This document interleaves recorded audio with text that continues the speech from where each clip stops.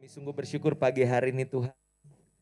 Kami percaya kalau kami boleh ada sebagaimana kami ada, di dalam segala keberadaan kami, di dalam suka duka kami, di dalam kemenangan maupun mungkin kegagalan, pergumulan yang belum juga berakhir di dalam kehidupan kami. Namun satu hal yang kami syukuri bahwa Engkau Tuhan yang sekali-kali gak pernah ninggalin kami. Kau Tuhan yang selalu setia di dalam hidup kami Tuhan. Bahkan Engkau jaminan, kasih-Mu itu jaminan yang selalu men-sustain kehidupan kami, yang selalu menopang kehidupan kami. Gak ada yang lain yang bisa kami andalkan, kekuatan kami sendiri, sesama kami terbatas ya Tuhan.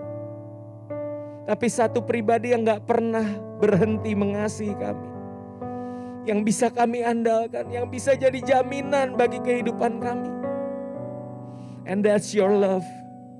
Itulah cinta-Mu Tuhan.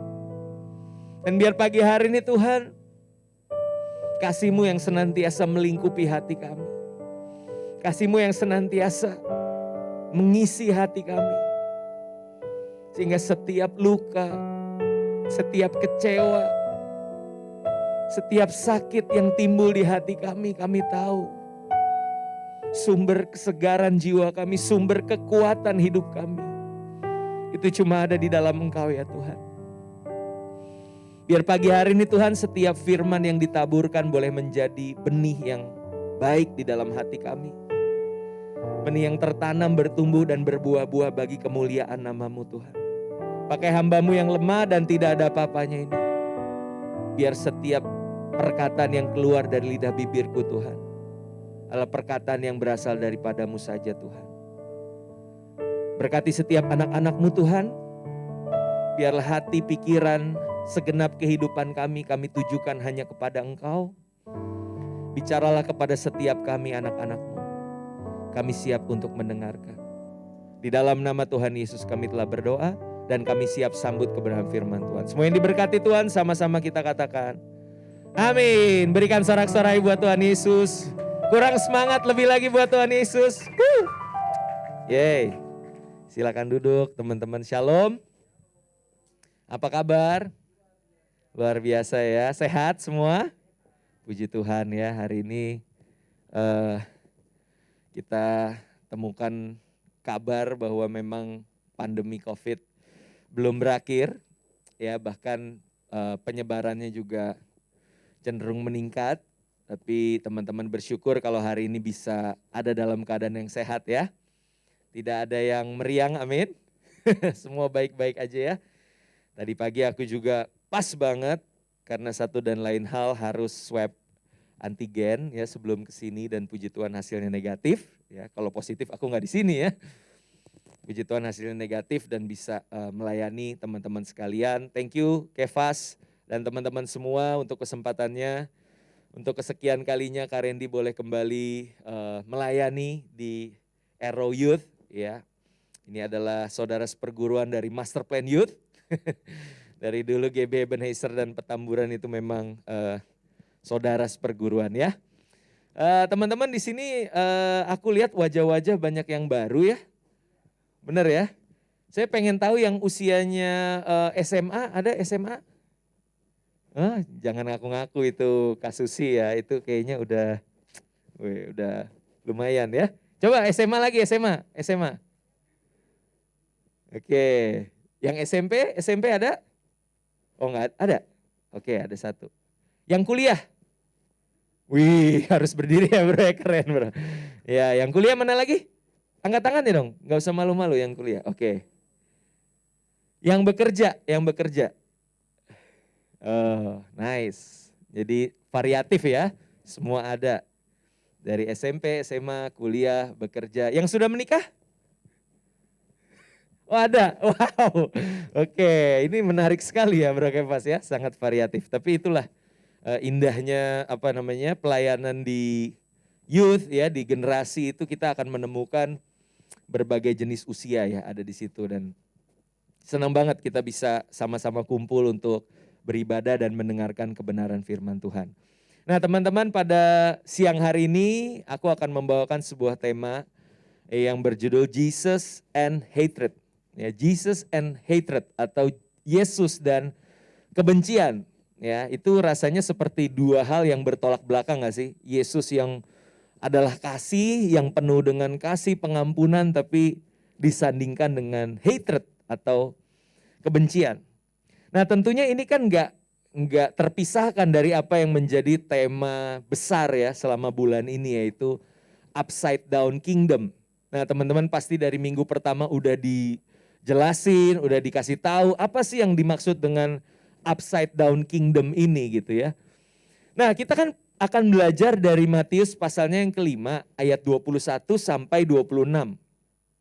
Di mana Matius 5 ayat 21 sampai 26 ini masih jadi satu rangkaian khotbah Yesus di bukit. Kalau teman-teman baca dari Matius 5 sampai Matius 7, di situ menjelaskan tentang bagaimana Yesus mengajarkan ya nilai-nilai atau prinsip-prinsip kerajaan Allah kepada orang-orang pada saat itu. Dan inilah yang dimaksud dengan upside down kingdom, teman-teman. Ketika dunia dengan nilai-nilai atau prinsip kehidupan yang mereka miliki, itu bisa dikatakan sebagai common culture, ya, budaya umum yang sudah terbentuk ya dari generasi ke generasi. Lalu datanglah Yesus 2000 tahun yang lalu membawa sebuah nilai-nilai kerajaan Allah. Dan itu sesuatu yang sangat berbeda. Ya, makanya disebut sebagai counter culture dari common culture yang sudah ada. Nah itu yang Yesus bawa teman-teman. Prinsip atau nilai-nilai kehidupan bagi kita yang disebut sebagai warga kerajaan sorga. Nah ketika kita mempelajari nilai-nilai ini bukan sekedar bacaan rutin yang kita perlu tahu. Tapi ketika kita membaca atau mempelajari mengenai khotbah Yesus di bukit, ini harusnya apa? Berpengaruh kepada keberadaan kita sebagai anak Tuhan yang telah ditebus dan telah diselamatkan. Itu bukan sekedar, oh Yesus aku telah menerima engkau sebagai Tuhan dan Juru Selamatku, engkaulah jaminan keselamatanku. Lalu kita mulai rebahan, lalu kita mulai males-malesan, ya kan? Kita secara pasif menunggu, ya. Bedain antara menunggu dengan menanti-nantikan, itu dua hal yang berbeda. Menunggu itu sesuatu yang membosankan, pasif, ya, dan kita sambil berharap kapan ya Tuhan Yesus datang kembali menjemput kita orang yang sudah ditebus, ya, atau kapan ya gue mati ya, kalau gue udah rebahan lama-lama mati gitu kan, gue masuk surga. Nggak sekedar gitu teman-teman, tapi saya percaya setiap kita yang telah ditebus dan telah diselamatkan oleh Tuhan, itu bukan sekedar menunggu sorga itu dinyatakan lewat kedatangan Yesus yang kedua kali, kedatangan Yesus kembali. Tapi justru kalau kita sudah diselamatkan, kita sudah ditebus, maka seharusnya nilai-nilai atau prinsip kerajaan sorga yang Yesus ajarkan, itulah yang kita mengerti dan akhirnya kita hidupi di tengah-tengah dunia ini. Kita menggenapi doanya Tuhan Yesus. Doa Bapa kami yang di sorga, dikuduskanlah namamu. Datanglah kerajaanmu, jadilah kehendakmu di bumi seperti di surga. On earth as it is in heaven. Keberadaan kita teman-teman di tengah dunia ini gak cuma sekedar numpang rebahan, habis itu mati, atau Yesus datang kembali, haleluya aku berpulang ke rahmatullah gitu. Enggak teman-teman. Tapi sembari kita menanti-nantikan Yesus datang, tugas dan tanggung jawab kita apa? Menghadirkan kerajaan Allah di muka bumi ini. Mulai dari mana? Keluargamu. Bagaimana kehadiranmu sebagai anak Tuhan di tengah keluarga. Di situ ada damai, ada kasih, ada pengampunan, ada nilai-nilai kerajaan sorga yang kamu bawa ke tengah-tengah keluargamu. Amin. Hubungan dengan papa mama, hubungan dengan kakak adik, hubungan dengan teman sekolah, teman kuliah, teman kerja, pacar, dan juga lingkungan komunitas di gereja, keberadaan kita masing-masing itu seharusnya menghadirkan kerajaan sorga. That's right. Amin teman-teman. Ya jadi gak sesimpel itu ya. Jangan cuma oke, gue belajar, gue mengerti. Indah banget ya pengajaran Yesus. That's good. Tapi setelah itu hidupi, praktekkan nilai-nilai kerajaan sorga itu di tengah-tengah dunia ini. Itu yang Yesus mau teman-teman. Dan salah satunya bagaimana kita memandang kebencian, bagaimana kita memaknai kebencian. Ya, karena dunia punya definisi sendiri. Memaknainya dengan cara yang kita kenal. Kalau lu dijahatin orang, wajarnya lu membenci. Nggak perlu diajarin, kita semua punya kecenderungan itu. Nggak suka sama orang, benci sama dia. Tapi ternyata Yesus mengajarkan hal yang berbeda. Yuk kita buka Alkitab kita, Matius 5 ayat 21 sampai 26. Kita akan bahas berapa ayat nih? 5 ya, 5 ayat. Matius 5 ayat 21 sampai 26. Yuk kita baca bareng-bareng yuk. Dari ayat 21 ya, 2, 3. Kamu telah mendengar yang difirmankan kepada nenek moyang kita. Jangan membunuh. Siapa yang membunuh harus dihukum. Ayat 22. Tetapi aku berkata kepadamu, setiap orang yang marah terhadap saudaranya harus dihukum. Siapa yang berkata kepada saudaranya kafir harus dihadapkan ke mahkamah agama. Dan siapa yang berkata jahil harus diserahkan ke dalam neraka yang nyala-nyala. Stop dulu sampai situ. Kita tahu ya, ada firman yang berkata bahkan hukum secara moral di dunia ini pasti semua punya prinsip yang sama. Dilarang membunuh. Ya, membunuh itu dosa. Ya, walaupun memang ada kalangan-kalangan ekstrim yang menganggap membunuh itu adalah sesuatu yang baik ya karena sedang menjalankan perintah dari agamanya. Tapi secara umum kita menemukan bahwa membunuh itu sesuatu yang salah. Makanya Yesus di sini dikatakan di ayat 21. Kita telah mendengar firman yang difirmankan kepada nenek moyang kita, jangan membunuh. Itu adalah common culture teman-teman. Budaya umum yang dunia kenal. Tetapi Yesus membawa sebuah culture yang berbeda. Culture yang jauh lebih mulia daripada sekedar jangan membunuh. Di situ dikatakan apa? Aku berkata kepadamu setiap orang yang marah terhadap saudaranya harus dihukum. Waduh, nah kita bahas dulu mengenai marah ini ya. Siapa yang pernah marah?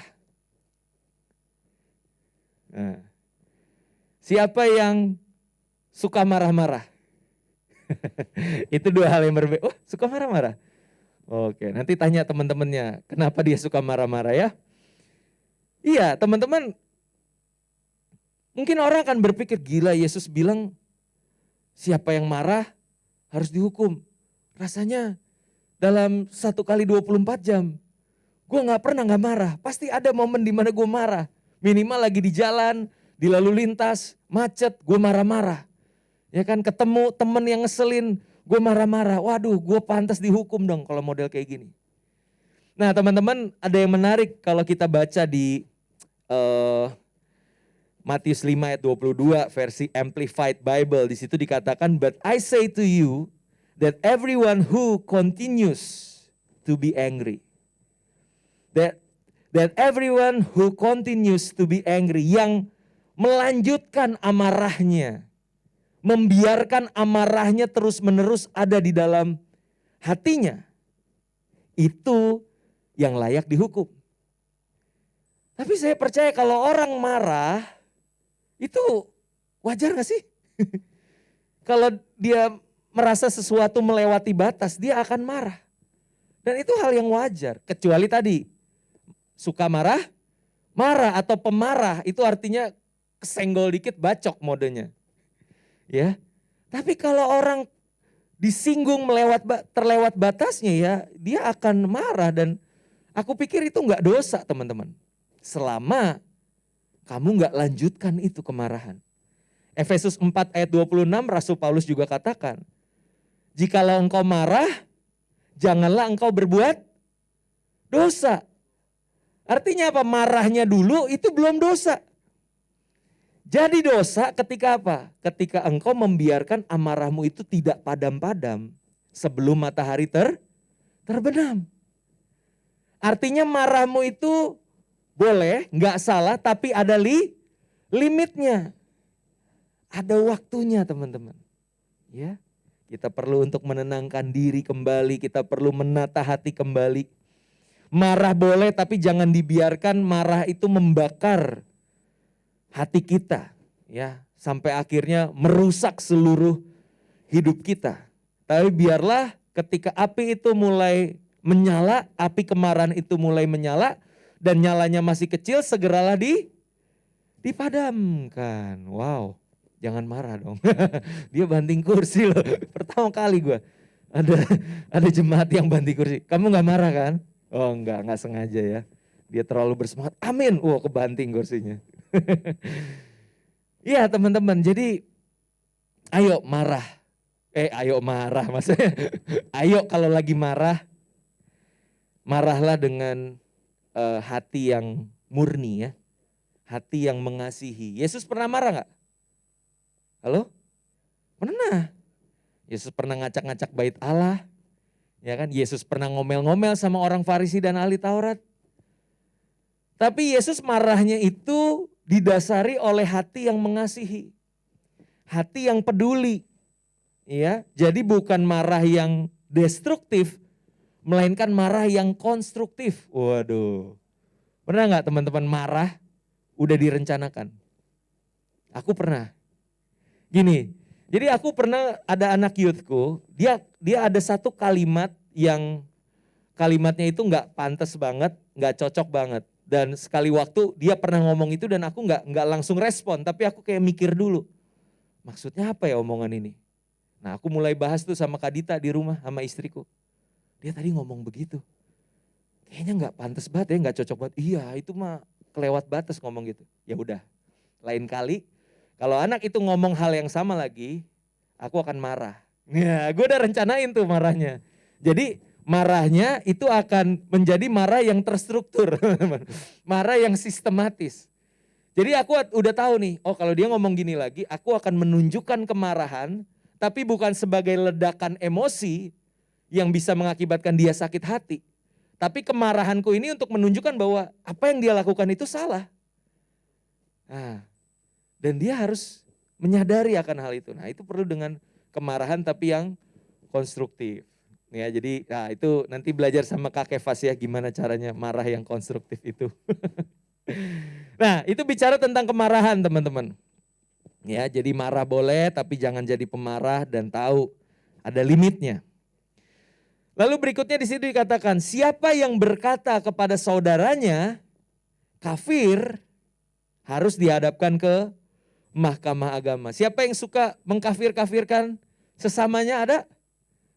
Ya tetangga kita ada sih di Petamburan ya. Tapi kayaknya di sini nggak ada, amin? Iya, mengkafir-kafirkan orang itu harus dihadapkan ke mahkamah agama. Ya, kata kafir di sini bahasa aslinya itu raka. Raka itu artinya empty, useless. Bahasa Cinanya moyung teman-teman.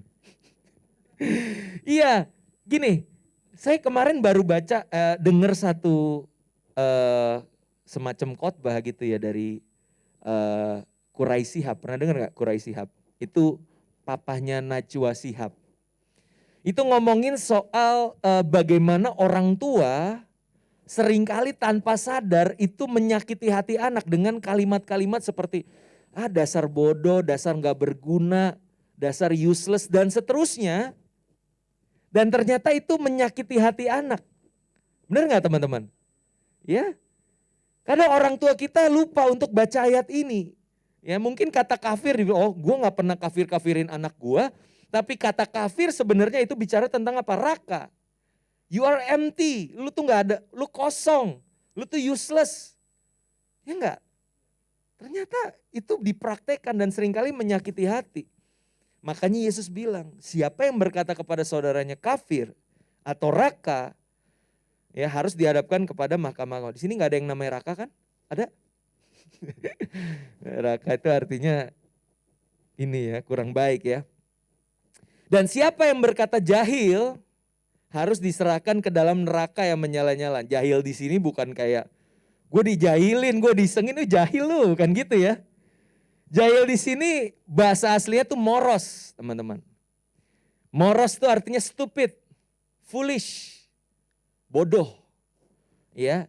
Jadi kata moron, tahu ya kata moron bahasa Inggris itu sebenarnya serapan dari kata moros, jahil ini.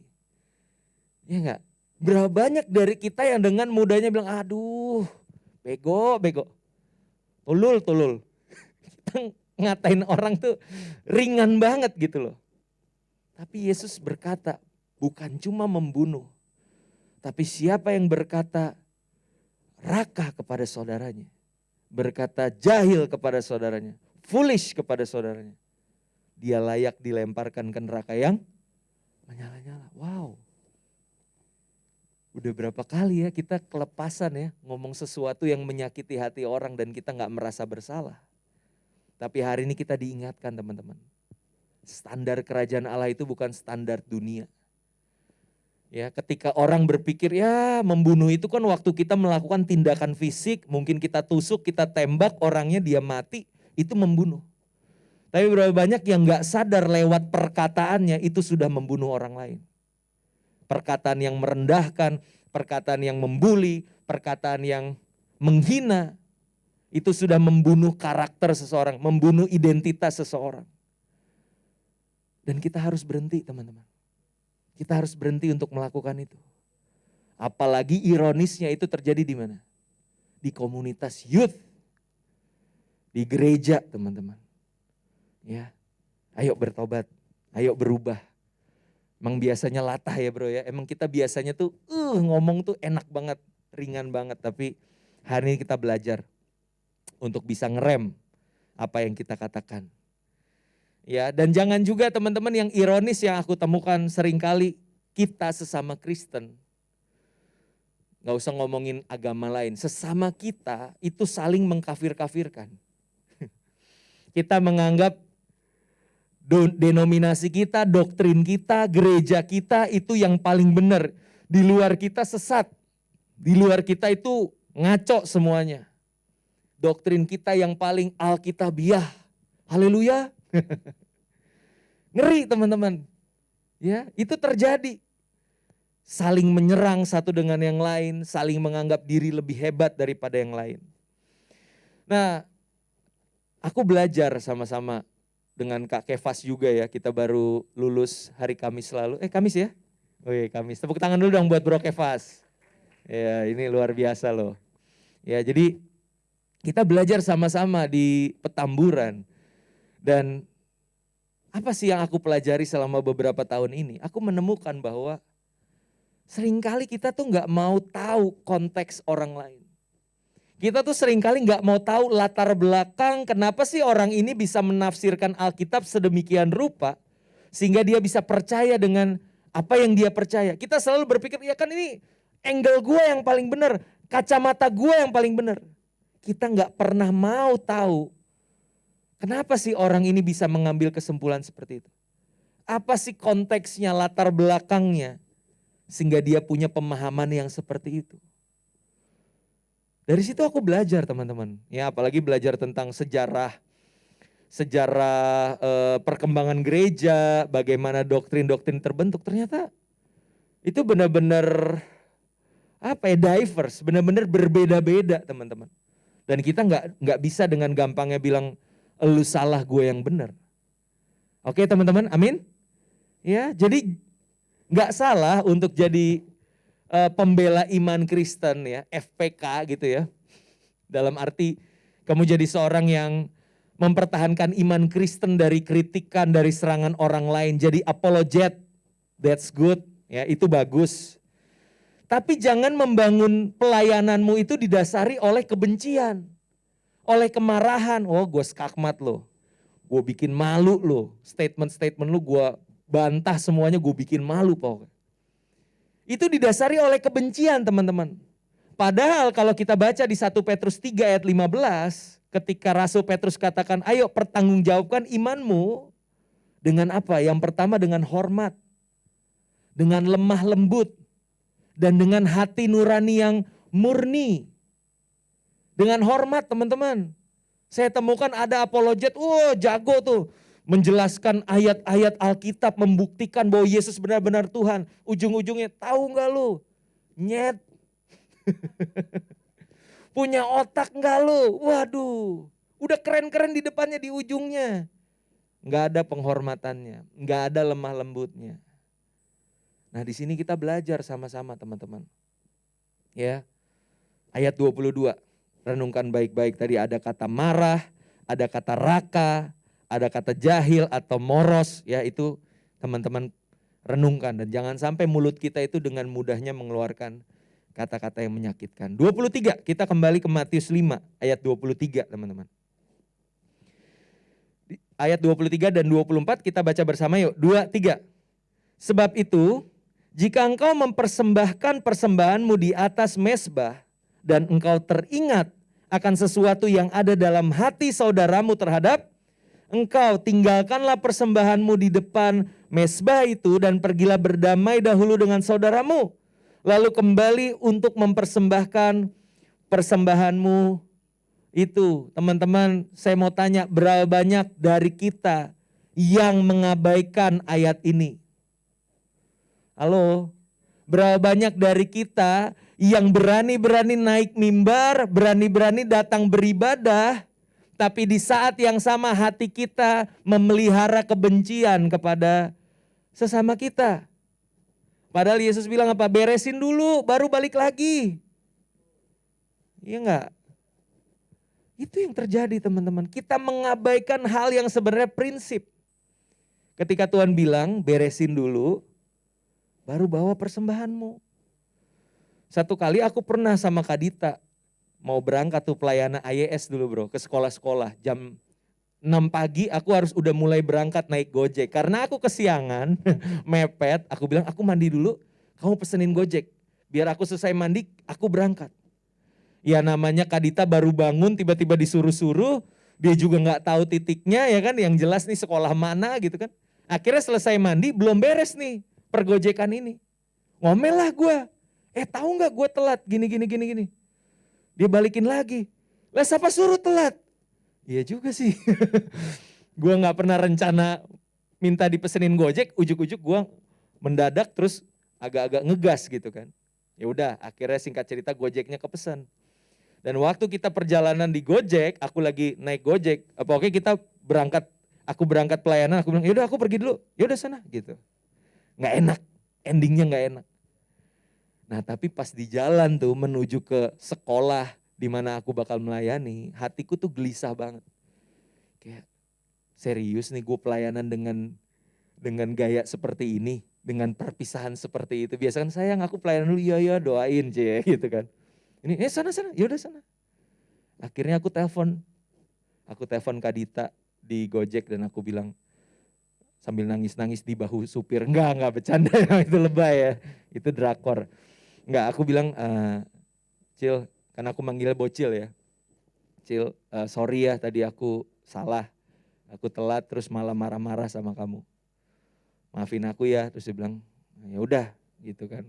Gak jelas banget sih dia bilang gitu. Iya maaf ya gitu.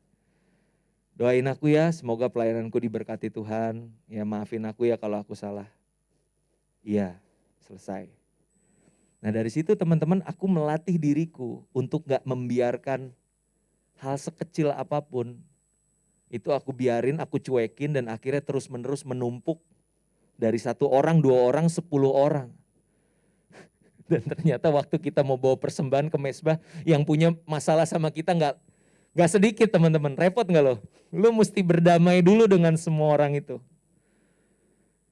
Nah tapi ini sesuatu yang harus kita budayakan teman-teman. Ya, kita jangan biarkan ibadah dan pelayanan kita itu dicampur aduk dengan kebencian yang bertumbuh di hati kita. So ampunilah teman-teman. Ya. Ampunilah bukan karena dengar baik. Orang yang menyakiti kita layak untuk menerima pengampunan. Belum tentu, bisa jadi memang dia terlalu jahat sampai melukai hati kita dan dia nggak layak. Memang nggak layak untuk menerima pengampunan tersebut. Tapi tetaplah mengampuni. Kenapa? Karena engkau menyadari bahwa Tuhan layak menerima persembahan yang terbaik dari kamu. Jadi fokusnya bukan kepada orangnya tapi kepada Tuhannya. Aku pengen persembahanku berkenan dan menyenangkan Tuhan. So aku belajar untuk mengampuni karena jujur dari perspektif manusia dia mungkin gak layak untuk terima pengampunan itu. Ya, belajar teman-teman sama-sama. Dan di sini yang menarik kalau teman-teman perhatikan di situ dikatakan apa? Kalau ada sesuatu yang ada di hati saudaramu terhadap kamu. Seringkali kita berpikir, oh yang ada di hatiku dulu. Yang penting hati gue beres, gue datang perkara di hati orang bodoh amat. Emang gue pikirin itu urusan dia sama Tuhan. No, Alkitab katakan apa? Yesus bilang apa?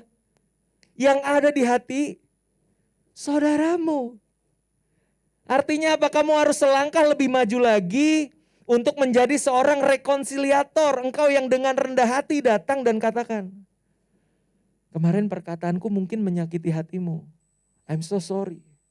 Sorry ya, gue gak sengaja, gue keceplosan dan sebagainya. Nah biasanya respon orang itu kan dua ya.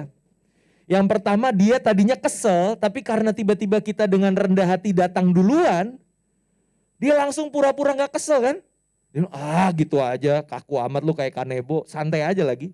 Padahal sebenarnya tadinya kesel. Tapi karena kita yang minta maaf duluan, ya udah deh. Gue maafin, tapi gue gak perlu nunjukin kalau gue sebenarnya marah. Atau yang kedua, ya beneran marah. Gak mau gue maafin, bodo amat. Siapa suruh lu nyakitin gue? Tugas kita minta maaf dengan tulus. Tapi bukan bagian kita untuk menerima apakah dia akan memberikan maaf atau tidak. Itu urusannya dia teman-teman. Amin. Lu gak perlu marah. Dan gak perlu ya gue belum dimaafin lagi, ya udah gue gak pelayanan dulu deh. Gak gitu juga konsepnya ya. Yang penting kita dengan tulus minta maaf. Kita yang memulai rekonsiliasi. Puji Tuhan kalau dimaafkan, tapi kalau enggak ya udah. Yang penting ada niat baik dari kita. Yang penting orang itu bisa ngerasain kita tulus minta maaf. Ya.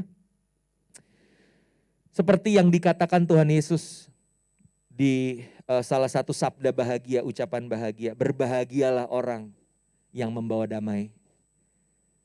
Blessed are the peacemaker. Orang yang menciptakan perdamaian. Karena mereka akan disebut sebagai anak-anak Allah. Karena sedemikianlah seharusnya anak-anak Allah. Amin. Kita lanjut ya. Masih kuat? Masih ya? 5 menit lagi deh, 5 menit. Kita baca ayat 25 dan 26. 2, 3. Segeralah berdamai dengan lawanmu selama engkau bersama-sama dengan dia di tengah jalan. Supaya lawanmu itu jangan menyerahkan engkau kepada hakim. Dan hakim itu menyerahkan engkau kepada pembantunya dan engkau dilemparkan ke dalam penjara. Aku berkata kepadamu, sesungguhnya engkau tidak akan keluar dari sana sebelum engkau membayar hutangmu sampai lunas. Ya, jadi Yesus katakan, sebelum lu sampai kepada pengadilan, better lu usahakan perdamaian itu. Mulai ngobrol, mulai negosiasi ya kan. Mulai berkompromi satu dengan yang lain supaya tercipta perdamaian. Lebih baik menempuh jalan damai daripada sampai ke pengadilan. Repot tuh. Ya enggak? Biasa kalau di jalan nih ada senggolan di lalu lintas. Biasa kan kita akan bilang udahlah damai aja ya. Nggak usah dibawa ke kantor polisi, panjang urusannya. Ya udah, lu mau bayar berapa? Nih segini beres. Damai di tengah jalan, ya. Nah, lebih baik seperti itu teman-teman. Jangan sampai orang yang satu udah keburu emosi dan akhirnya melemparkan yang lain ke dalam penjara. Atau jangan juga seperti apa perumpamaan yang Yesus pernah berikan tentang pengampunan yang ada di Matius 18 ayat 21 sampai 35. Di mana orang yang seorang hamba yang sudah diampuni sedemikian rupa oleh sang tuan, hutangnya yang berjumlah 10.000 talenta itu dilunasi. Namun ketika dia berjumpa dengan sesama manusia, sesama hamba yang punya hutang 100 dinar, dia nggak ngampunin orang itu, dia malah marah. Backsoundnya bagus ya, kayak hujan-hujan gimana gitu ya.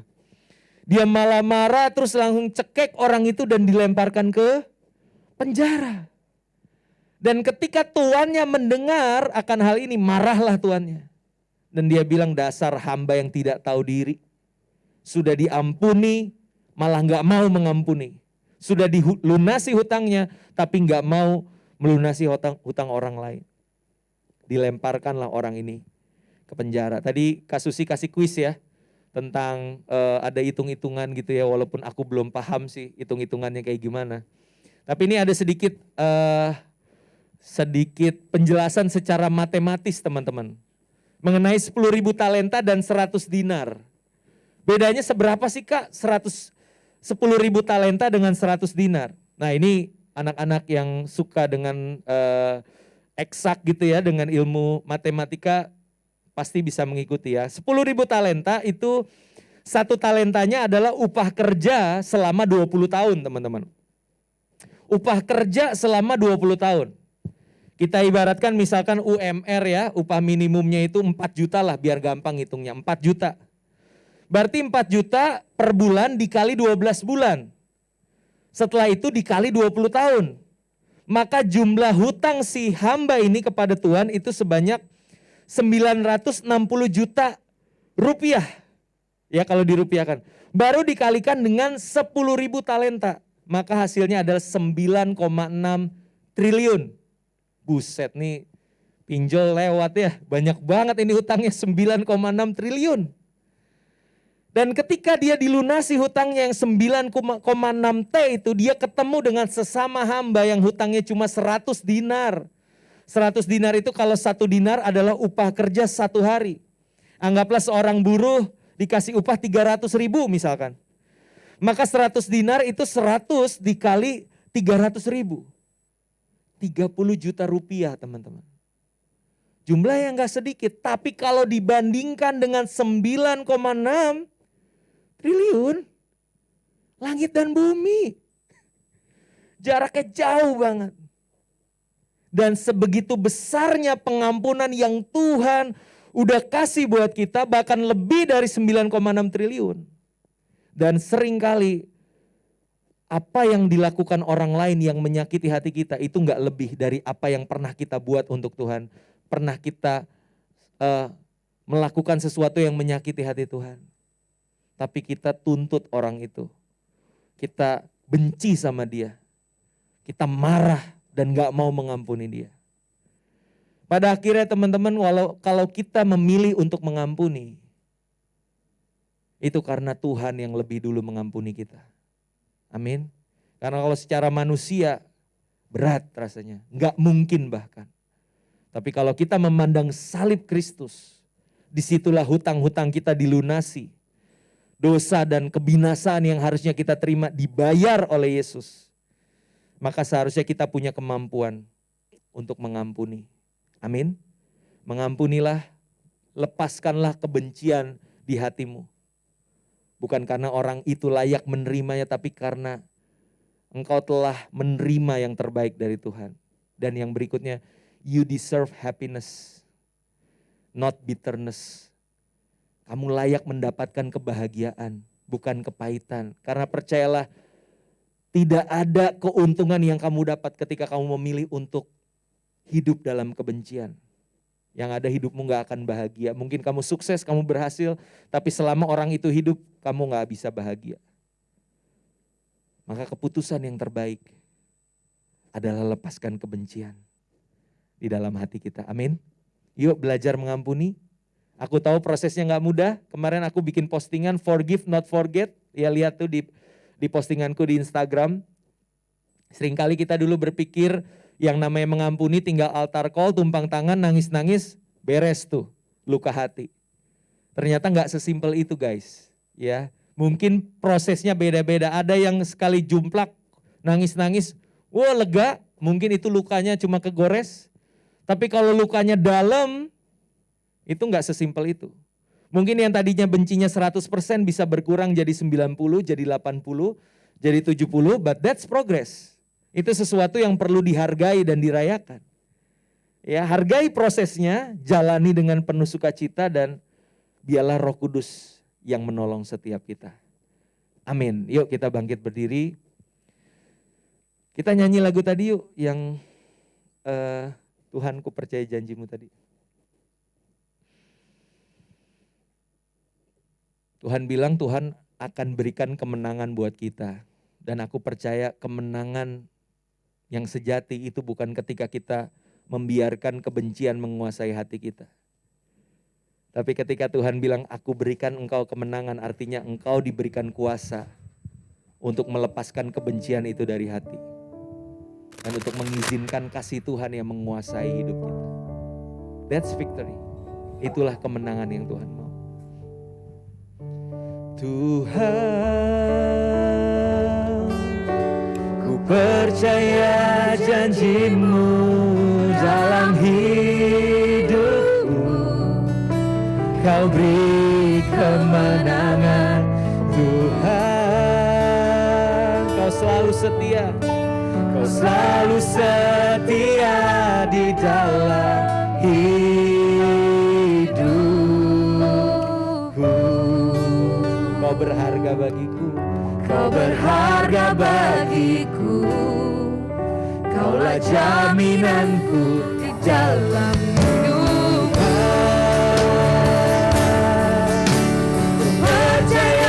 janjimu dalam hidupku. Kau beri kemenangan Tuhan. Kau selalu setia di dalam hidupku. Kau berharga bagiku Tuhan. Kau berharga bagiku. Kaulah jaminanku di dalam Tuhan. Percaya janjimu dalam hidupku. Kau beri kemenangan Tuhan. Kau selalu setia di dalam hidupku. Kau berharga bagiku. Kaulah jaminanku dalam hidupku. Ku percaya janjimu dalam hidup. Nyanyikan dengan segenap hati di hadapan Kau Tuhan. beri kemenangan Yes Lord. Tuhan. Jadikan doamu di hadapan Tuhan. Kau selalu setia di dalam Kau setia, hidupku. Kau berharga bagi kami. Kau berharga bagiku. Kaulah jaminanku di dalam hidup. Kau berharga Bagiku, kaulah jaminanku dalam. Kau berharga bagiku. Kaulah jaminanku di dalam hidupku. Yes Lord. Kami percaya janjimu ya dan amin Tuhan. Roh Kudus berikan kami kemenangan atas setiap pergumulan kami dengan kebencian. Kami tahu Tuhan,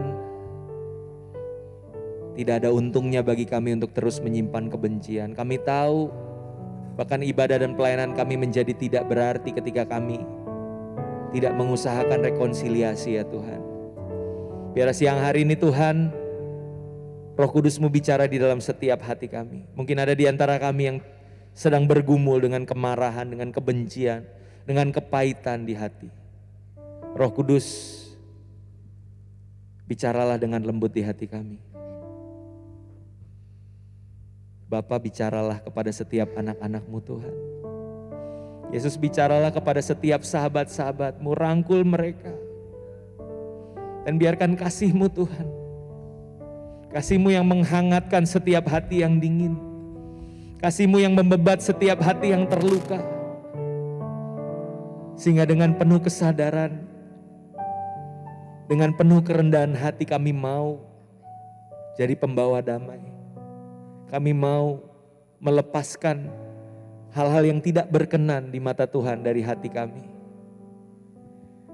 Tuhan, Engkau selalu setia di dalam setiap hidup kami. Biarlah kesetiaan-Mu itu Tuhan yang mendasari keputusan kami untuk kami mengampuni orang yang bersalah kepada kami.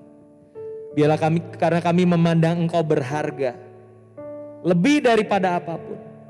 Engkau lebih berharga dari perasaan kami.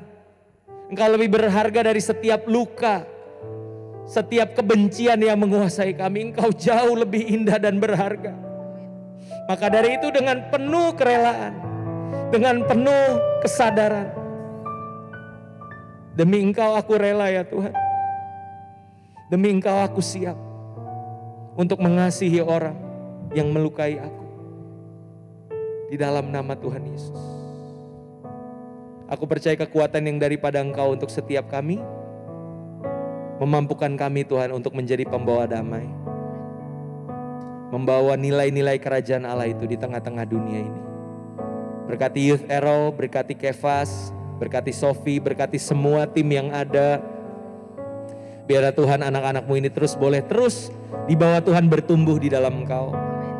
Semakin didewasakan Tuhan, bahkan semakin banyak jiwa-jiwa yang dimenangkan bagi hormat kemuliaan nama-Mu. Kami terima setiap kebenaran firman-Mu dengan penuh sukacita dan ucapan syukur.